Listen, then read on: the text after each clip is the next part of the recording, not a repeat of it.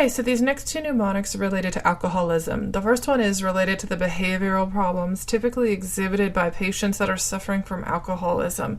And something that is kind of challenging as the nurse, if you're admitting someone that has a baseline addiction to alcohol and they're being admitted to the hospital maybe for a completely different reason, and they're realizing that they're going to be in the hospital and they can't utilize this coping mechanism that they use at home in the hospital, they may start to exhibit some of these signs.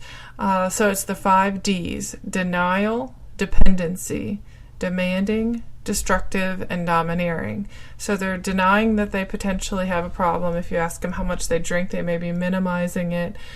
Dependency, they're dependent upon the alcohol, but then they also may have other people that are enabling them and creating this sort of dependency on them and both the alcohol.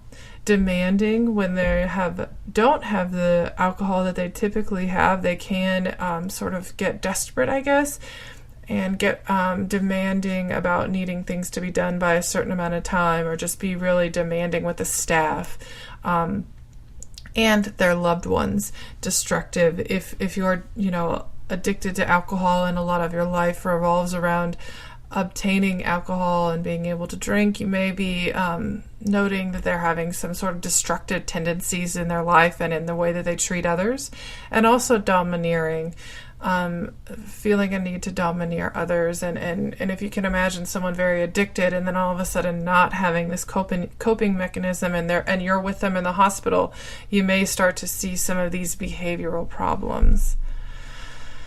And another mnemonic to help you remember some outcomes related to alcohol abuse is the mnemonic BAD, B-A-D, and these are physiological. They're not, lifestyle-wise. It's bad. So brain damage, alcoholic hallucinations, and death. Alcoholism is pretty serious, and you can have very substantial clinical outcomes from alcoholism.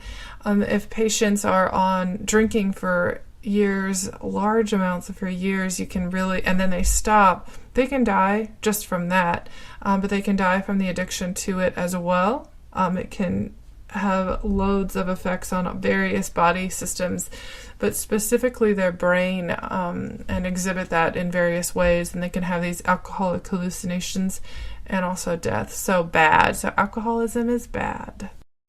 This has been another episode of the Nursing Mnemonics podcast by NRSNG.com with your host, Katie Kleber, RN, CCRN. To grab all of our nursing cheat sheets, head over to NRSNG.com/freebies. That's NRSNG.com/freebies. Thank you so much for being here today. We love you guys. We thank you so much. We want to see you guys succeed. Listen, we're all in this together. Now go out and be your best self today. Happy nursing.